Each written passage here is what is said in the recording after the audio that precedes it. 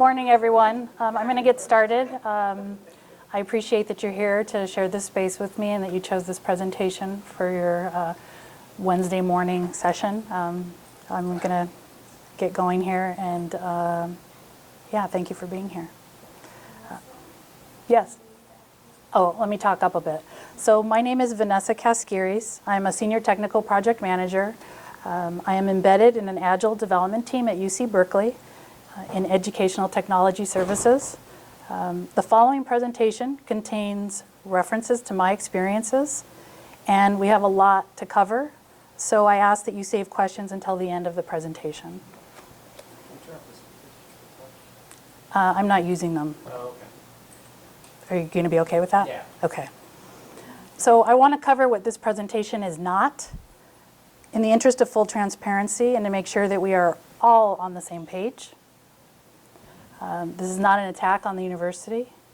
This is also not proving that I was systematically discriminated and harassed, because I already did that. And it's not proving that IT leadership and IT's HR director received numerous harassment indicators, because I already did that too. This presentation is an analysis of the effects of workplace sexual harassment. It's an evidence-based reference guide for you.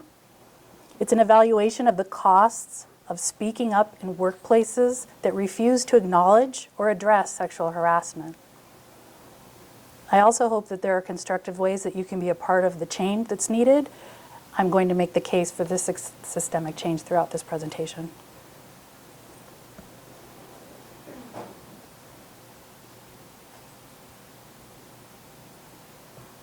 So we're going to do some definitions so that we also are on the same page about what I experienced and what I'll be talking about.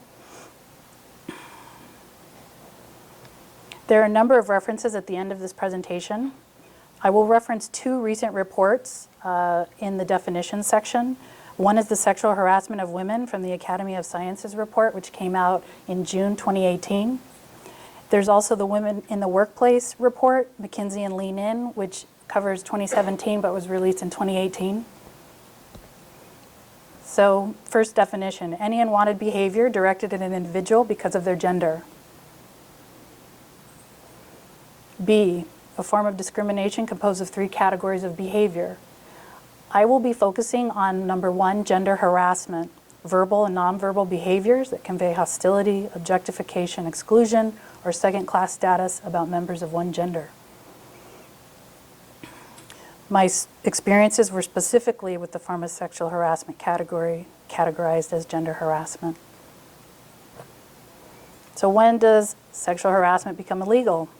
When it creates a hostile work environment that is severe or pervasive enough to alter the conditions of employment, interfere with one's work performance, or impede one's ability to get an education. What are the effects of sexual harassment? So I want you to know that the effects of sexual harassment are just beginning to be understood. So this is sexual harassment in the workplace.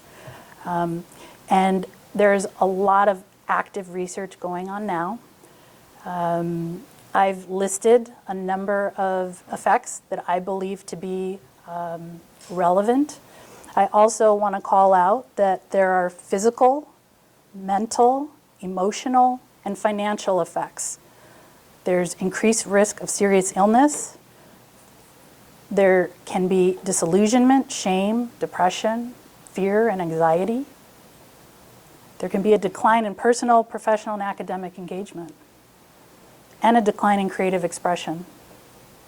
And of course, financially, there's a loss of advancement, loss of promotion, and fear of being blacklisted, or in fact, reality of being blacklisted. This is a quote from an article that was published in the Huffington Post. I want to say that I stand before you as an example of an individual who stood up against sexual harassment at an institution that can and should do better. I have great respect for anyone who is navigating the waters of workplace sexual harassment, and I also respect the right of each individual to determine their own course of action based on what is realistic and acceptable to them. This is reference from the Women in the Workplace study. It shows you a corporate pipeline. This report covered 222 companies in the United States, 12 million people, these companies shared their pipeline data, and they also completed a survey of HR practices. It includes over 70,000 employees who participated in a survey that was in addition to the pipeline data that was provided.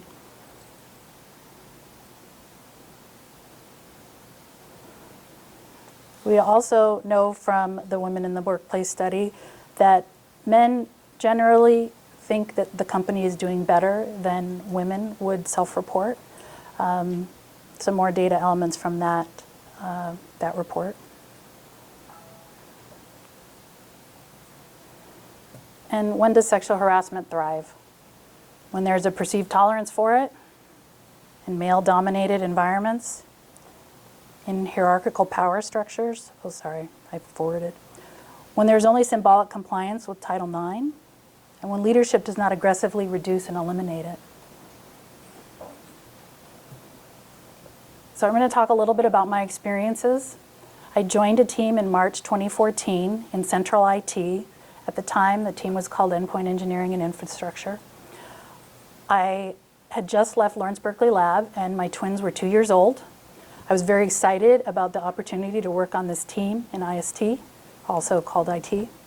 And I was starting just before 2 other women who I was told had been hired to the team. So I was coming into a team with 2 other women. My first assignment was a marketing assignment, working with the second female that started a few days after me. It turns out that we would be assigned many, many marketing projects and assignments, despite the fact that I didn't apply for a marketing job, that I didn't convey any expertise in doing marketing, and that I was the only person being assigned those projects with the other female. These were not round-robin assignments. We were the only ones receiving them. Decisions on projects would change from day to day, usually after an after-hours team event with drinking involved. I did not participate in these events, and I very early on told my supervisor that I would not participate in these events, and I had concerns about decisions that would be made on a Tuesday and Wednesday morning. Lo and behold, he revised and completely overhauled his decision about a project and what the work was going to look like for me. That was a pattern that would continue throughout my time on the team. When I disagreed with a peer, he set out to sabotage me by belittling my work so aggressively that I was removed from the project. I never worked on another project with that peer. He spent a lot of energy talking in the after-hours events, talking with the supervisor privately at lunch, explaining why I shouldn't be working on the project, that I didn't know what I was doing, that I didn't belong on the team. Because I never worked on another project with that peer, 75 to 80% of the projects were excluded from my participation. There were eye rolling and sighs when I spoke in team meetings. There was impatience when I asked questions about current team projects. There were derogatory comments to me in team meetings, which I confronted head on to zero improvement. An example of this is that a peer made a comment about me doing whatever it is that I do. I spoke to my supervisor and suggested that we talk after the meeting. My supervisor set up a meeting for us to meet in his office. He had a leisurely lunch with the peer who I was confronting before the meeting. They strolled into the office. I walked in. My supervisor leaned back in his chair, rested his hands on his stomach, and smirked at me while I tried to engage the peer around his comment. After that meeting, the peer made fun of the meeting and said that he made me look stupid. In my weekly one-on-ones with my supervisor, I indicated that the team had a pattern and a problem that needed to be addressed. 6 months in, the first female, who had started around the same time as myself, gave notice. We went to lunch together, and she said that she was depressed, that it was hard for her to get out of bed in the morning, and that she had never been treated like this before. She was an absolutely competent sysadmin. Our supervisor promised her Linux work and then hired a man a month after she started to do the Linux work that she was hired to do. My supervisor spent a lot of time using words like complicated and after thinking about it more. He also liked to describe the team as high-performing and a meritocracy. If the team wasn't a good fit for someone, it was their problem. He also described that people on the team had different working styles. I believed for a long time that my supervisor was oblivious or simply not seeing it for what it was. I began bringing issues up to him weekly, and he became exasperated and impatient. I was moved off the team once I really pushed him. I was essentially left out of all of the decision making as a technical project manager with 15 years of experience. I was assigned marketing work, as I mentioned. There were jokes about motherhood and pregnancy. There were denials that there was anything wrong, and if there was, my supervisor couldn't worry about it. So at some point, I asked him why I was hired. And he stumbled around. He said that at the time he thought it would be a good fit. He never directly answered the question. I eventually reached out to 2 women who had been on the team before me. I'd never talked to them. I'd never met them. And I understood then that this was a pattern that had been going on for years and that women were pushed out of the team. Then I knew that I was hired to cover up what had happened to 2 women before me on the team, and it was to erase what had happened to them. There were 5 of us, 5 women. This is a quote from a colleague once the articles were public. To me, the articles didn't actually go into the ugliest behavior that we experienced. The way that we were sidelined by leadership, and the way that what we experienced was ignored by the people entrusted to prevent it from happening. So what motivates gender harassment? It's hostility. The goal is to insult, humiliate, or ostracize women. And what are the patterns? Generally, slowly escalating pattern of hostile sexist behavior toward multiple targets over an extended period of time. I can attest to this as being 100% my experience.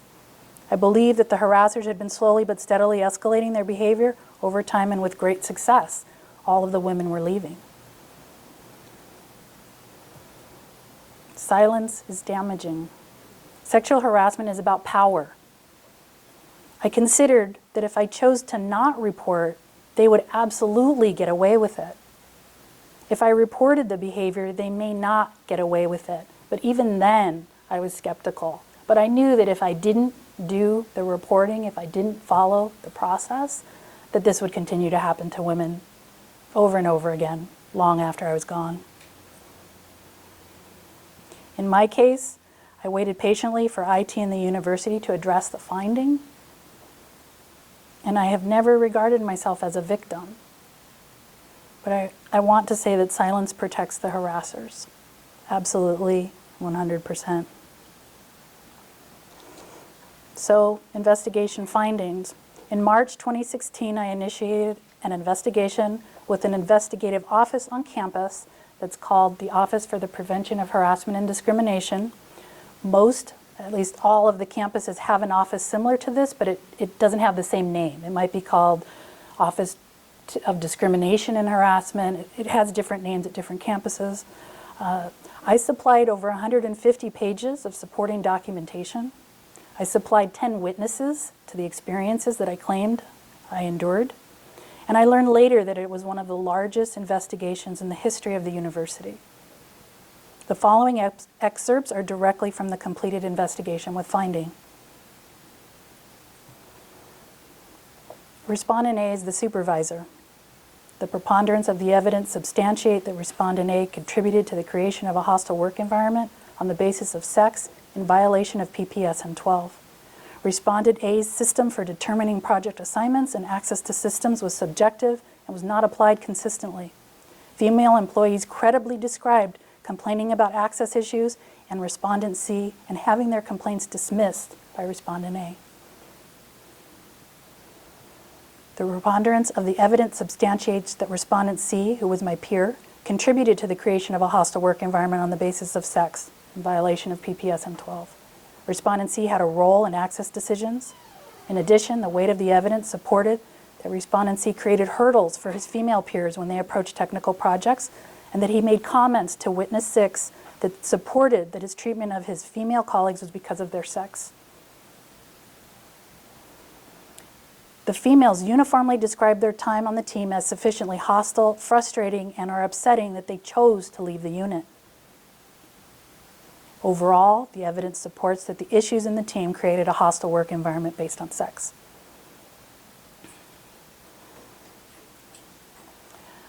So I want to talk about my experience with the Ombuds Office. Ombuds is a staff office. It is a confidential office, meaning that they are not an office of record in the same way that HR or OPHD is. Ombuds is also an office for understanding and deciding next steps.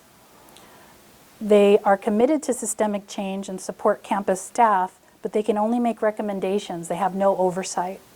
And currently at Berkeley, the Ombuds Office also reports in with OPHD and whistleblower to the Chief of Staff, to the Chancellor.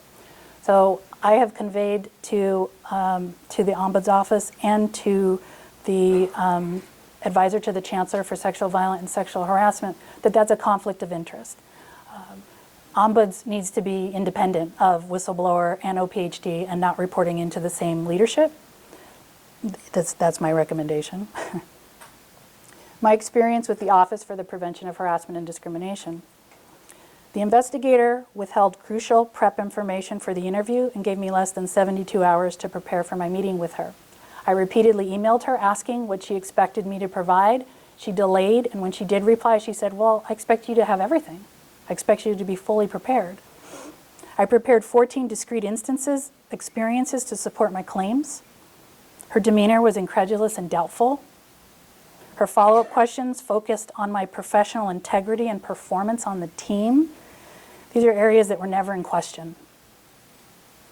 She accepted at face value 75 to 90% of the respondents' explanations.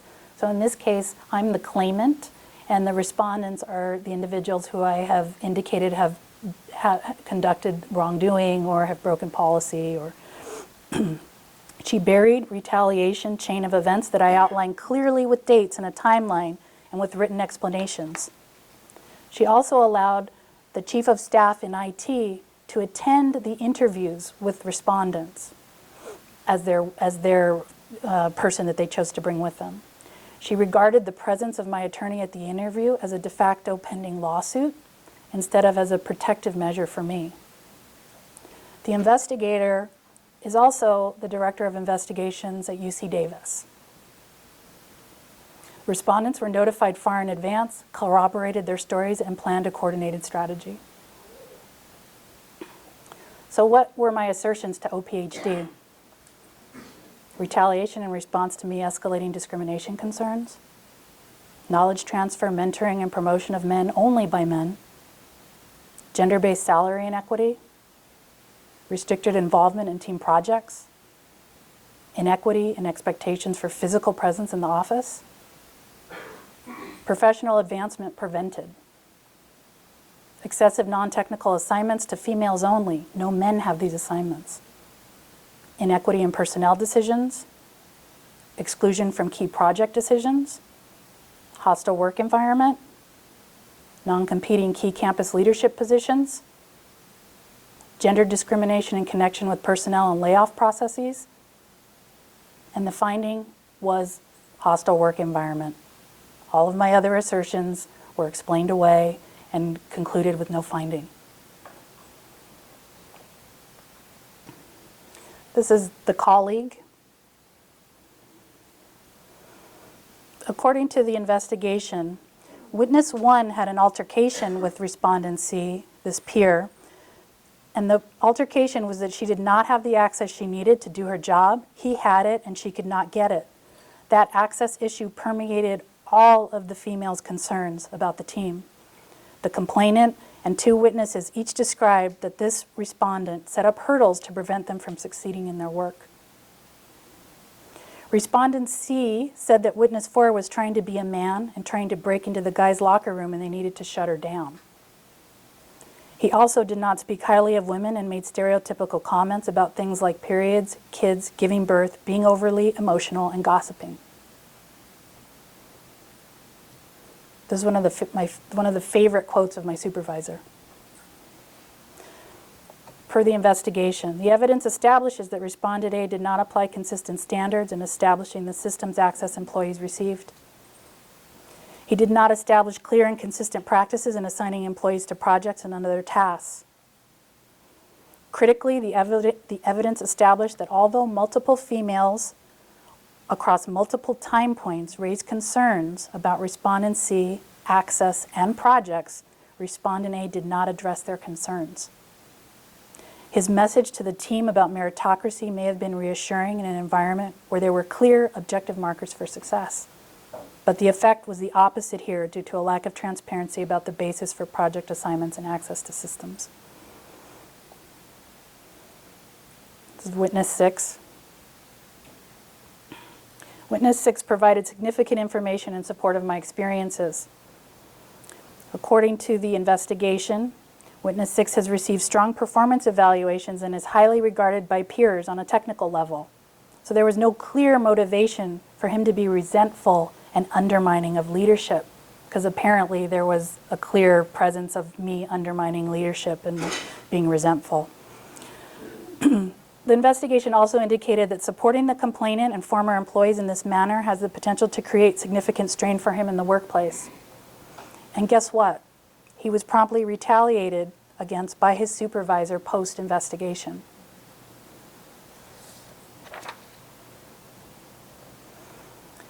This is a quote that was written in a tool that we used on the team from a colleague. This is a typical fake compliment. He would say things like this, and then on the back end say, I just said that to, make her feel like she's doing something good, and it's not really true. A number of comments by him support that his treatment of his female colleagues was because of their sex. He made jokes about Witness 1 and 2, including some of a sexual nature. And he called the team the guys' locker room and said that the girls were trying to fit in but did not have the skills to keep up. I was terminated with open whistleblower investigations. I was not protected by whistleblower at all. And I provided evidence via email directly to the Director of Investigations, and I have not yet heard back. This is the department hierarchy in IT when I was on the team. I will note that the HR director during my investigation had retired but had returned part-time after retirement. So she was actively involved in the investigation and the findings and the activity after. I wanted to enable a clear view into the leadership, and I also wanted to ask, why did the department leadership fail? My experience with the CTO department director. He approved the creation of the position that I was hired into. He claimed the position needed to be eliminated 16 months later. He hired a white male project manager a month before eliminating my position. He also provided a congratulatory send-off party for my supervisor. My experience with the deputy CIO. He vacated his position to accept a contract leadership role in another campus organization. He returned via a non-compete favor to his vacated deputy role, despite the fact that there were interviews and people had advanced to candidacy for the position. Post-investigation, he continued to mentor my supervisor during work and after hours. He also hired his friend, Alan Abeles, to help the team with team development and leadership training post-investigation. So instead of addressing the individuals who had a finding, the entire team had to conduct training all together. And in this case, not all of the team members were at fault or were part of the problem. In my opinion, it was intimidation. My experience with the CIO. The CIO received the non-redacted report, which means that he had insight into all of the names of the witnesses. He was able to read everything that was concluded in the investigation. This is an 80-page investigation. He refused to meet with me post-investigation in email. And I noted in email to him that he had compromised and intimidated witnesses in my investigation because of the swift retaliation that I experienced post-investigation. I was terminated. It was 5 days after I received notice that the investigation had concluded. He sent multiple emails indicating a fair and equitable workplace with no action in March 2018, September 2016, and April 2016. And he encouraged staff to come to him or the chief of staff. He also made jokes about the circulating petition that was created by the technical union demanding that he and another and the CTO vacate their positions. I warned him of witness tampering and harassment in email. I was quite certain that witnesses would be retaliated, and as I mentioned, they were. My experience with the chief of staff. She attended the investigation meetings with the respondents. She also issued me my notice of intent layoff paperwork. In the meeting that she scheduled that I thought I walked into thinking it was remedy, so I received the notice of outcome around the investigation on August 30th at 4:05 p.m. On September 2nd, which was a Friday, so I received the notice on a Tuesday. On a Friday at 4:46 p.m., a meeting showed up on my calendar called Discussion, and it was scheduled by the chief of staff. On Tuesday, because Monday was a holiday, 9 a.m. I walked into the meeting and I was handed my paperwork to be terminated, to be laid off. In that meeting, I asked her if she had read the report. She casually and blatantly admitted, "Oh yeah, I read it last week." I hadn't received it yet. I'd only received a summary letter that described the high-level finding and non-findings. So the report went to the CIO, was compromised, he shared it with his staff, and she admitted to it, that she had it. She also acknowledged in that meeting with HR present that the team had 2 open positions.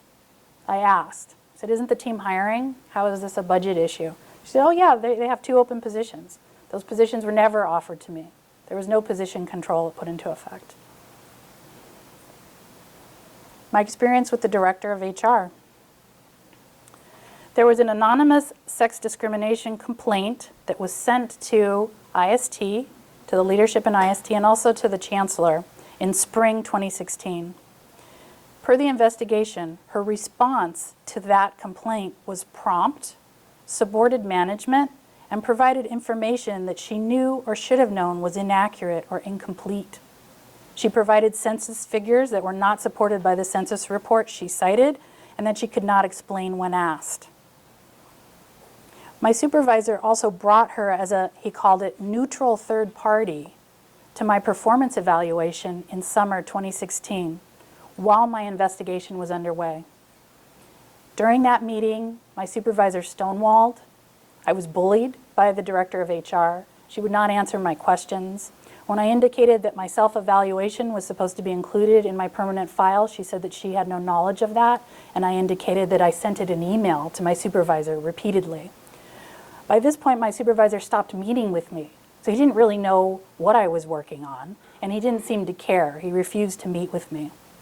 The fact that her presence was there as a neutral third party suggested to me that there were deep issues with the process. She also indicated in the investigation that each respondent who received a notification letter ran to her. So she knew the contents of the complaints, and she had done a lot of digging because she wanted to understand.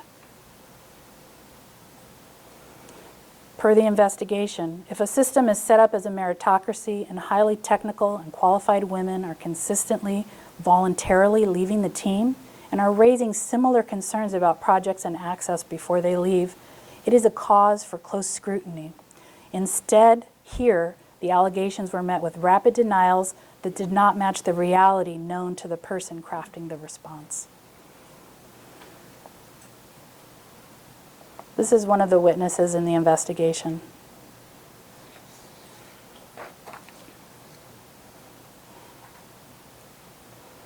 So allies in retaliation.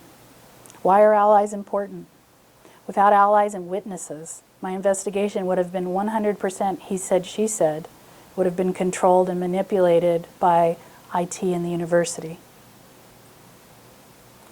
When an institution uses retaliation to silence and intimidate, there is an even greater imperative to act. As I mentioned, the CIO enabled the active retaliation of witnesses in my investigation. This is all unacceptable, and it won't change without bystanders and allies to help when when it's happening, after it happens, before it happens. We can't be left in a silo alone to try to push back when we are harassed. So what does systemic discrimination look like? This is an actual comparison over time for two members on the team. In 2013, they were basically at parity. In 2016 is when I was told that due to budget cuts, I needed to be removed from the team. And this is public. This is in UC wages.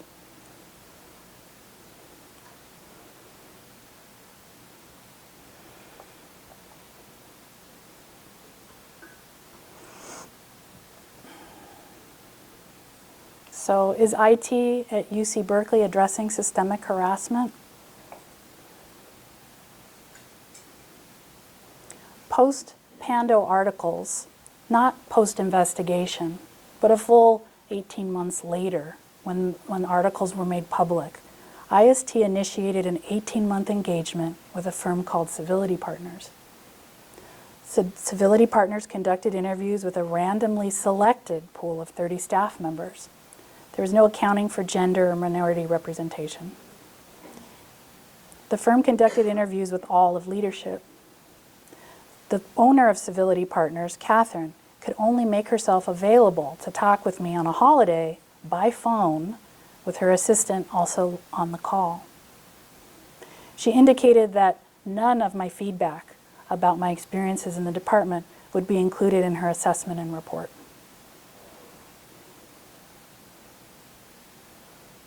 Equity and Inclusion Initiative. Liz Marsh, who's Larry Conrad's Chief of Staff, is co-leading this initiative. After attending 2 meetings, I observed that there's a lot of energy focused on getting participants to contribute ideas, but there have been no concrete actions suggested or promised by Liz or leadership. When I volunteered that an anonymous reporting tool could be piloted to create safe space, Liz indicated that she would contact me to discuss. She has not contacted me yet. And if you'd like to read more about the initiative, there's a link here. How could UCB get it right? In my conversations with staff, students, faculty, ombuds, the Chancellor's Staff Advisory Committee, the advisors to the Chancellor on sexual violence, sexual harassment, and many other representative campus groups, my participation on panels, in working groups, and via the current wealth of studies and data on workplaces and academia, I have some recommendations. Zero tolerance. Enforce zero tolerance for behavior that intimidates, marginalizes, or sabotages anyone. Enforce zero tolerance for policy violations. That includes university policy violations, state and federal and employment policy violations.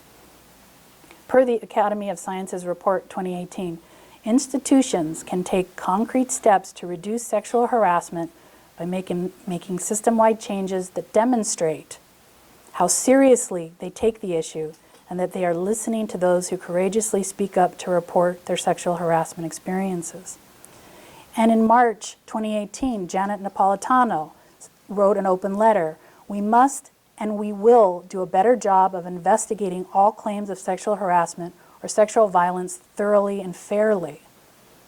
And when claims are substantiated, we must hold people accountable and impose sanctions that appropriately reflect the seriousness of these cases. We need to address the most common form of sexual harassment, gender harassment. Hire more women. Hire and promote more qualified women to positions of power. We know that environments where men outnumber women have more frequent incidents of sexual harassment for women. Employees tend to think that women are well represented in leadership when they see only a few. They're used to the status quo and they don't feel any urgency for change. Many men don't fully grasp the state of women in the workplace, and some worry that gender diversity efforts disadvantage them. Men can be less committed to the issue, and we can't get to equality without them. Encourage reporting. I know this is a little bit counterintuitive. We need to create safe spaces where all participants can speak and be heard. The vast majority of employees do not report sexual harassment. They just hope that it'll go away, or they leave and it never gets documented. We need to train and authorize employees throughout the organization to do complaint intake. If you could report to someone that you're comfortable with, you would more likely report. We can reward managers if harassment complaints increase, at least initially in their departments, because it means employees have faith in the system.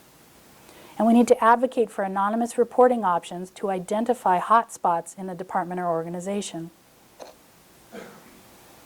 Eliminate symbolic compliance. We need to move beyond rote legal compliance and fear that surrounds it, and the long-term belief that when an employee reports something and goes on record with HR or PhD, the result is an automatic lawsuit, and that we can't actually work with that employee, that we can't address their concerns legitimately, and that we can't make sure that change is happening. We need to tie compliance with performance evaluations, and we need to build trust and protect women and minorities in the workplace. And finally, third-party oversight. Departments with leadership that have proven to be complicit or in full denial need oversight. True oversight means that adherence to policy is enforced. True oversight means that there are consequences for not taking demonstrable action. Inherent in this oversight is data collection on staff diversity, retention, annual benchmarking, and multi-year comparisons. So what do I focus on now? I continue to speak with university officials about my experiences. I also continue to speak with journalists about my experiences. I continue to participate in events and initiatives for change. I'm an active member of the Women in Tech Initiative at UC. And to follow my ongoing work, you can visit uctimesup.com. And if you'd like to talk in person, I am available.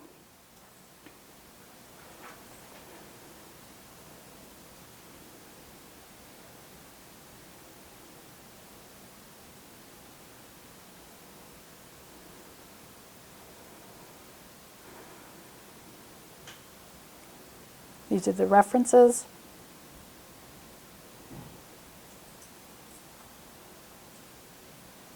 This is my bibliography, which was shared in the talk. And if you'd like to contact me, please do so. Thank you for your time. I appreciate it.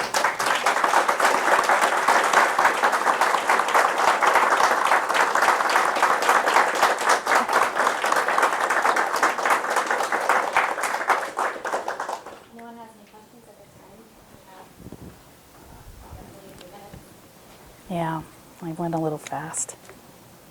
So what has happened with the people who you were complaining about? I mean, shouldn't they have been disciplined in some manner? Has anything at all happened? So as I mentioned, I waited quite a while to see what would happen, and they chose a year after the finding. So they remained in their positions for a full year, and they opted to leave, and there were celebrations for them when they left. So in my view, nothing happened.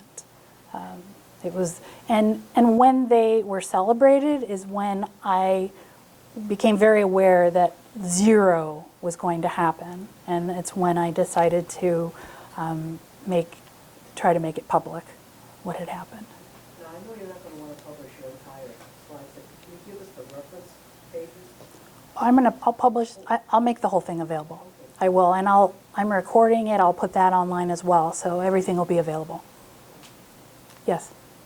So you mentioned that you had been terminated, and so now you're working at Berkeley again. And I think one of the things that generally happens in these instances is that either CHR, campus council, will try to put the shh on this after findings have occurred. So can you sort of explain maybe about your journey about working at UC Berkeley again and how you're here talking about this, because I think a lot of times people aren't left standing to talk about it. Right, right. Yeah, thank you for asking that. So because I did not choose to sue, I was not forced to be quiet. Generally, there's an agreement. I'm gonna take a settlement, and with that settlement comes a gag order or non-disclosure. And I opted not to do that. I had an attorney. I could have proceeded to settle. So I'm in this unusual space of owning completely my experience and my voice and my documents. After I was terminated, I immediately went into a contract position. It was a temporary contract position in another part of the campus that was also related to IT. And from that position, I applied for another position that was a career position as a technical project manager. And I applied and I was hired, and that's where I work now. So I'm happy to say that I work on a fantastic team. I build tools for the university. I'm very engaged. I experience it was night and day. It's actually a very healthy environment. It's very transparent. But that journey is also not so typical. I have great love and respect for the university. So, and because I did nothing wrong, I have nothing to hide. I have maintained talking about what I experienced, because generally you wouldn't see, I would disappear, like you said. I wouldn't be able to stand here and talk about it. So, and I believe wholeheartedly that the university can do much better, and that this isn't an unattainable unicorn. It's pretty straightforward. So, yeah. Do you feel like in the time that it happened to you to this present moment that something has already shifted within not only the university but the entire university? I think there's greater awareness. The fact that I was allowed to present at this conference is a sign of that.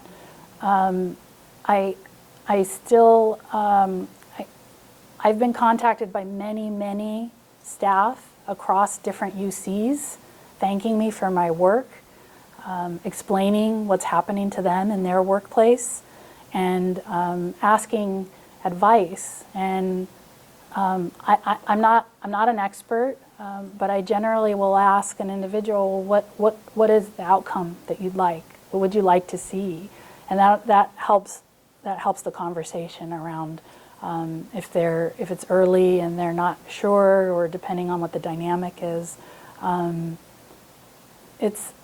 So I feel like there is a mass swelling of awareness, and that it'll be much more difficult for this kind of behavior to go under the radar or be suppressed. I think people won't let it happen.